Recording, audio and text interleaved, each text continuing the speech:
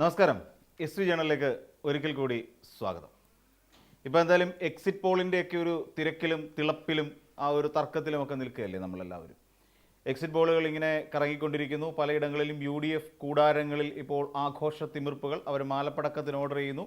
ചിലയിടങ്ങളിൽ കമ്പം, ചിലയിടങ്ങളിൽ കേക്ക്, ലഡു, അങ്ങനെ പല ആഘോഷ പരിപാടികൾക്കായി അവർ കോപ്പ് കൂട്ടിക്കൊണ്ടിരിക്കുന്ന ഒരു സാഹചര്യം നമ്മുടെ മുന്നിലുണ്ട്. എന്ന് വെച്ചാൽ കേരളത്തിൽ ഉണ്ടായ എല്ലാ എക്സിറ്റ് പോൾ ഫലങ്ങൾ പരിശോധിക്കുമ്പോഴും UDF എന്ന് പറയുന്ന മുന്നണി അധികാരത്തിൽ കയറുവാനുള്ള സാധ്യതകളുണ്ട്. അല്ല, 100% ഉറപ്പാണ്. അതായത് LDF ഇനി വരുന്ന കാലത്ത്, അതായത് ഈ എക്സിറ്റ് പോള് LDFനെ എക്സിറ്റ് ചെയ്യാൻ വേണ്ടിയിട്ടുള്ളതാണ് എന്ന് തന്നെ ഉറച്ച് വിശ്വസിക്കുന്ന ഒരവസ്ഥയിലേക്കാണ് കാര്യങ്ങൾ പോകുന്നത്. ഇനി കാര്യങ്ങളൊക്കെ നമുക്ക് വെറുതെ ഒന്ന് പരിശോധിച്ച് നോക്കാം. അതായത് നമ്മുടെ മുന്നിൽ ഒരു 10 വർഷം മുൻപ് അല്ലെങ്കിൽ 20 വർഷം മുൻപുള്ള ഒരു തെരഞ്ഞെടുപ്പിലേക്ക് പോയി നോക്കാം. അതായത് 2026 നമ്മൾ എത്തി നിൽക്കുന്നത്. 2026 എത്തി നിൽക്കുമ്പോൾ ഇപ്പോഴത്തെ നിലവിലത്തെ അവരുടെ എക്സിറ്റ് പോൾ കണക്കുകൾ പ്രകാരം LDF എന്ന് പറയുന്ന മുന്നണി വലിയ ശോചനീയമായ ഒരവസ്ഥയിലേക്ക് കൂപ്പുകുത്തി പോകുന്നു എന്നുള്ളതാണ് നമുക്ക് കാണാൻ കഴിയുന്ന ഒരു പ്രധാനപ്പെട്ട കാര്യം. അതായത് എത്രയൊക്കെ പരമാവധി ശ്രമിച്ചിരുന്നാലും LDFന് നമ്മുടെ കേരളത്തിൽ നേടാൻ കഴിയുന്ന വോട്ട് വിഹിതം വെറും 69 മാത്രമാണ്. ഏറ്റവും പരമാവധി. അതും PMark എന്ന് പറയുന്ന ഒരു സംഘടന, ഒരു ഏജൻസി നൽകിയിരിക്കുന്ന പരമാവധി സ്കോറാണ് 69. അതിന് മേലെ ആരും നൽകിയിട്ടില്ല. ഇതാണ് അത് എന്ന് വെച്ചാൽ 50 അല്ലെങ്കിൽ 62നും 69നും ഇടയിലാണ് PMark LDFന് സീറ്റ് പറഞ്ഞിരിക്കുന്നത്, LDFന് മൊത്തത്തിൽ. എന്നാൽ നമ്മൾ കഴിഞ്ഞ തെരഞ്ഞെടുപ്പിൽ, അതായത് ഇടതുപക്ഷം പരാജയപ്പെട്ടു പോയ ഒരു തെരഞ്ഞെടുപ്പുണ്ടായിരുന്നു. ഇടതുപക്ഷം പരാജയപ്പെട്ടു പോയ 2011 ഉമ്മൻചാണ്ടി അധികാരത്തിലേക്ക് കയറിയ ഒരു തെരഞ്ഞെടുപ്പ്. അതിന് മുൻപ് 2006 തെരഞ്ഞെടുപ്പും 2011 തെരഞ്ഞെടുപ്പും 2016 2021 നടന്ന തെരഞ്ഞെടുപ്പുകളാണ് നമ്മൾ വിശകലനം ചെയ്ത് നോക്കുന്നത്.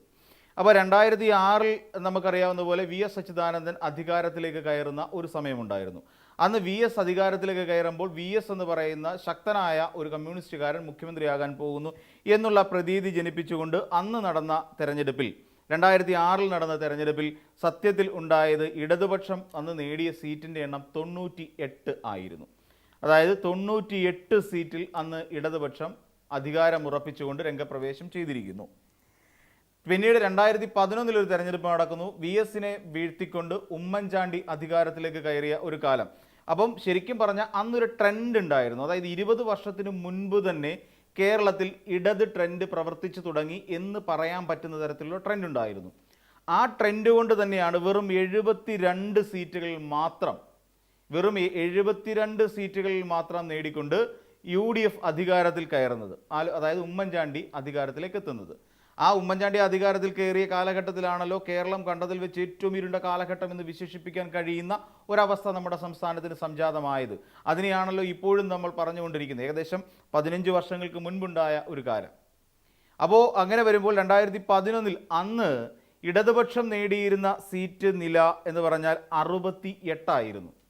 അതായത് ഇന്ന് ഇടതുപക്ഷത്തിന് അവർ പറയുന്ന സീറ്റിൻ്റെ, അതായത് PMark അങ്ങനെ ആണെന്ന് തോന്നുന്നു, ആ PMark എന്ന് പറയുന്ന ഒരു സംഘടന അല്ലെങ്കിൽ ഒരു ഏജൻസി LDFന് പറയുന്ന സീറ്റിൽ നിന്നും വെറും ഒറ്റ സീറ്റ് കുറഞ്ഞിട്ടായിരുന്നു 2011 തെരഞ്ഞെടുപ്പിൽ UDF അധികാരത്തിൽ കയറിയുമ്പോൾ LDF പ്രതിപക്ഷത്തേക്ക് പോയത്.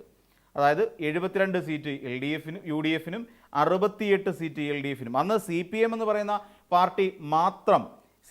പറയുന്ന പാർട്ടി മാത്രമായി കേരളത്തിൽ നേടിയത് 45 സീറ്റുകളായിരുന്നു.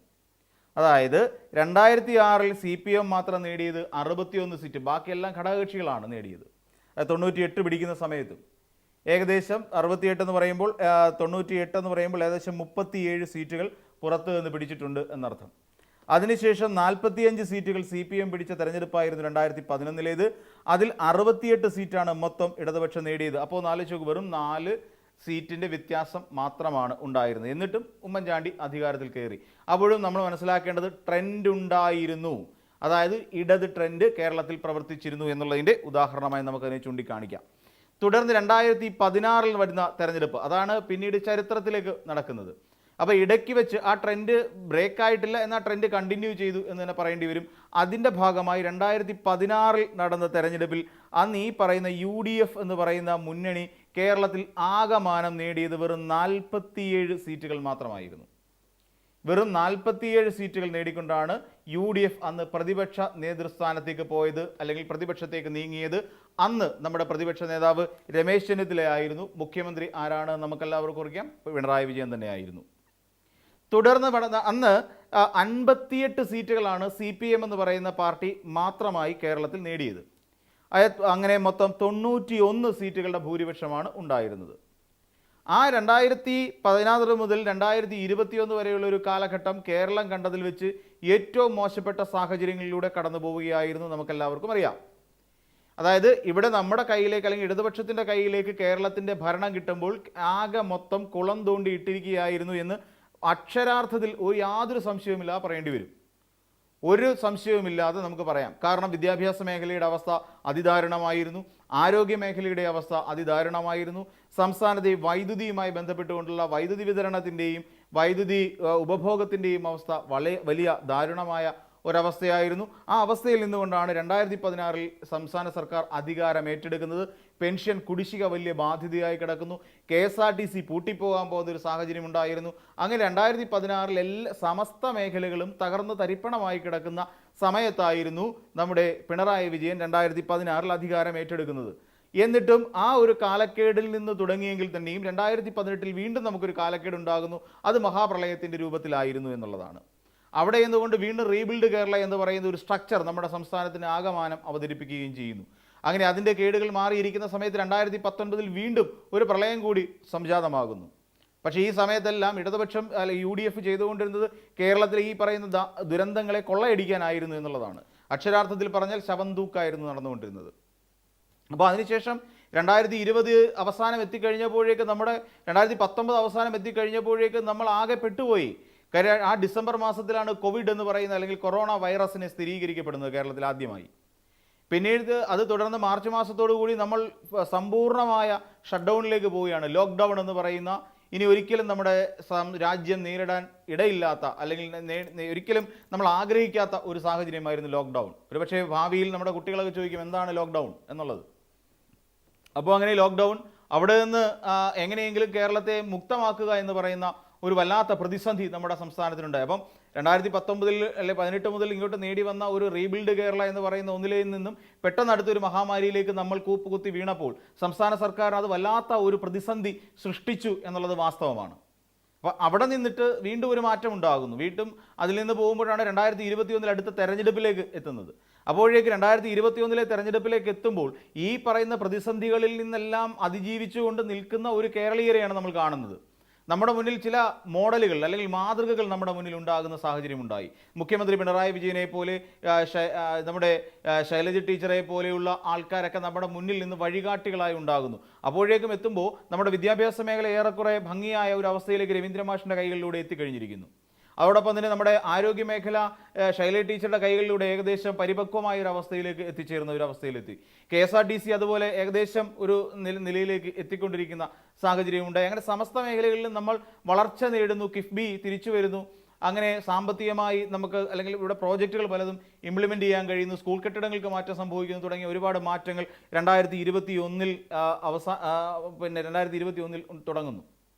പിന്നീട് വീണ്ടും ഈ സർക്കാർ 2021 ഇതേ വികസന തുടർച്ചയ്ക്ക് വേണ്ടിയിട്ട് 2021 ഈ സർക്കാർ അധികാരത്തിൽ കയറുമ്പോൾ അന്ന് CPM എന്ന് പറയുന്ന പാർട്ടി കേരളത്തിൽ നേടിയത് 62 സീറ്റുകളായിരുന്നു. 62 സീറ്റുകൾ. അപ്പം ശരാശരി അതിനുശേഷം പിന്നീട് സംസ്ഥാനത്തിന് LDF മൊത്തത്തിൽ 99 സീറ്റുകൾ ഇവിടെ കരസ്ഥമാക്കി, അല്ലെങ്കിൽ നേടിക്കൊണ്ട് വീണ്ടും അധികാരത്തിലേക്ക് എത്തുന്ന കാഴ്ച നമ്മൾ കണ്ടു. അന്ന് UDF എന്ന് പറയുന്ന മുന്നണിക്ക് നേടാൻ കഴിഞ്ഞത് വെറും 41 സീറ്റുകൾ മാത്രമാണ് എന്നോർക്കുക. ഇവിടെ നമ്മൾ പരിശോധിക്കേണ്ടത്, ഞാൻ പറഞ്ഞു വന്ന കാര്യം ഇത്രയേ ഉള്ളൂ. കഴിഞ്ഞ കാലങ്ങളിലെല്ലാം, അതായത് ഇവിടെ തോറ്റുപോയി നിൽക്കുന്ന കാലഘട്ടത്തിൽ പോലും ഏകദേശം 68 സീറ്റ് ഉറപ്പിക്കാൻ കഴിഞ്ഞ ഒരു പാർട്ടി അല്ലെങ്കിൽ ഒരു മുന്നണി ഉണ്ടെങ്കിൽ അത് ഇടതുപക്ഷം മാത്രമാണ്. അപ്പോൾ ഇടതുപക്ഷത്തിൻ്റെ നമ്മൾ മൊത്തത്തിൽ എടുത്തു നോക്കിക്കഴിഞ്ഞാൽ ശരാശരി ഏകദേശം ഒരു 70-ന് മുകളിൽ വരും ഈ 4 തെരഞ്ഞെടുപ്പുകൾ നമ്മൾ പരിശോധിക്കുമ്പോൾ. അപ്പം 70 സീറ്റുകളിലധികം, അല്ലെങ്കിൽ ഒരു ഈ പറയുന്ന ഒരു ശരാശരിയിലേക്ക് ഒക്കെ എത്താൻ കഴിയുന്ന ഒരവസ്ഥയിലേക്ക് നമ്മുടെ ഇടതുപക്ഷം നിലനിൽക്കുന്നു എന്നുള്ളതാണ് അതിലേറെ രസകരമായ ഒരു കാര്യം.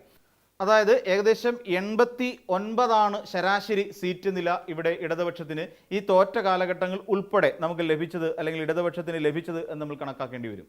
അതായത് എങ്ങും തൊടാതെ ഈ ശരാശരി ഏകദേശം 89 സീറ്റുകൾ ഇടതുപക്ഷത്തിന് ഇവിടെ ഒരു അക്കൗണ്ട് ആയിട്ട് കിടപ്പുണ്ട് എന്നാണ് നമ്മൾ മനസ്സിലാക്കേണ്ടത്. അപ്പോൾ ഇതിൽ നിന്ന് നമ്മൾ മനസ്സിലാക്കുന്ന ഒരു പ്രധാനപ്പെട്ട കാര്യം, ഇടതുപക്ഷത്തിന് വ്യക്തമായ ഒരു വോട്ട് ബാങ്ക് ഉണ്ട് കേരളത്തിൽ. നമ്മൾ നോക്കിയാൽ തോറ്റുപോയ 2011 തെരഞ്ഞെടുപ്പിൽ പോലും CPM 45 സീറ്റ് ഉറപ്പിക്കാൻ കഴിഞ്ഞിട്ടുണ്ട്. തോറ്റുപോയ ബാക്കി എല്ലാ തെരഞ്ഞെടുപ്പിലും നമ്മൾ ആലോചിച്ച് നോക്കൂ, വെറും CPM ഇടതുപക്ഷം തോറ്റ തെരഞ്ഞെടുപ്പിൽ നേടിയ സീറ്റുകൾ പോലും നേടിയെടുക്കാൻ പലപ്പോഴും UDF മൊത്തത്തിൽ കഴിഞ്ഞിട്ടില്ല തോറ്റുപോയെടുത്ത്.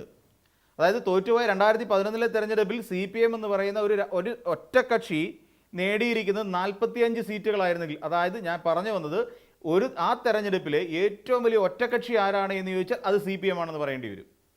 ആ CPM എന്ന് പറയുന്ന പാർട്ടി തോറ്റ സമയത്ത് നേടിയ 45 എന്ന് പറയുന്ന ഒരു സീറ്റ് നില ഒരിക്കൽ പോലും UDF എന്ന് പറയുന്ന ഒരു മുന്നണിക്ക് തോറ്റുപോയ സാഹചര്യങ്ങൾ നേടാൻ കഴിഞ്ഞിട്ടില്ല. അതായത് തോറ്റുപോയ 2006 തെരഞ്ഞെടുപ്പിൽ 42-ഉം പിന്നെ 2016 തെരഞ്ഞെടുപ്പിൽ 47-ഉം 2011 തെരഞ്ഞെടുപ്പിൽ വെറും 41 സീറ്റും മാത്രമാണ് ഈ മുന്നണിക്ക് പോലും നേടാൻ കഴിഞ്ഞത്.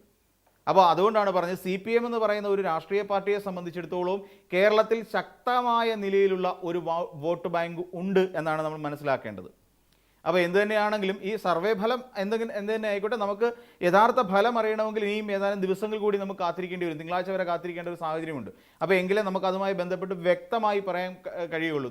തോറ്റുവെങ്കിൽ ആ തോൽവി അംഗീകരിക്കുവാനും നമുക്ക് സാധിക്കും. ആ തോൽവി എന്നുള്ളത് കൊണ്ട് ഇടതുപക്ഷത്തെ സംബന്ധിച്ചിടത്തോളം ഒരു തോൽവി നല്ലതിലേക്ക് മാത്രമാണ് നയിക്കുക. അതായത് ഇടതുപക്ഷത്തെ സംബന്ധിച്ച് ആ തോൽവി നയിക്കുക എന്ന് പറഞ്ഞാൽ ഒരു ഉയർത്തെഴുന്നേൽപ്പിന് വേണ്ടിയിട്ടുള്ള ഒരു പുതിയ സംഘടനാപരമായി ഇടതുപക്ഷം ശക്തിപ്പെടുന്ന, CPM എന്ന് പറയുന്ന പാർട്ടി ശക്തിപ്പെടുന്ന, യൂത്ത് ഫെഡറേഷൻ ശക്തിപ്പെടുന്ന ഒരു സാഹചര്യം കേരളത്തിൽ ഉണ്ടാകുമെന്നുള്ളത് ഒരു പോസിറ്റീവായിട്ട് കാണേണ്ട ഒരു കാര്യം തന്നെയാണ്. അപ്പം ഈ പറയുന്ന മെയിൻ 4 മാത്രമേ നമുക്ക് അതിൻ്റെ ഒരു യഥാർത്ഥ പിക്ചർ മനസ്സിലാക്കാൻ കഴിയുള്ളൂ. എന്തായാലും UDFകാർ മേടിച്ചു വെച്ച പടക്കമൊന്നും നനയാതെ കാത്തു സൂക്ഷിക്കുക. കാര്യം ഇടയ്ക്കൊരു വേനൽ മഴയൊക്കെ വരാനുള്ള സാധ്യതയുണ്ട്. അപ്പോൾ മറ്റൊരു വീഡിയോയുമായി നമുക്ക് വീണ്ടും കാണാം.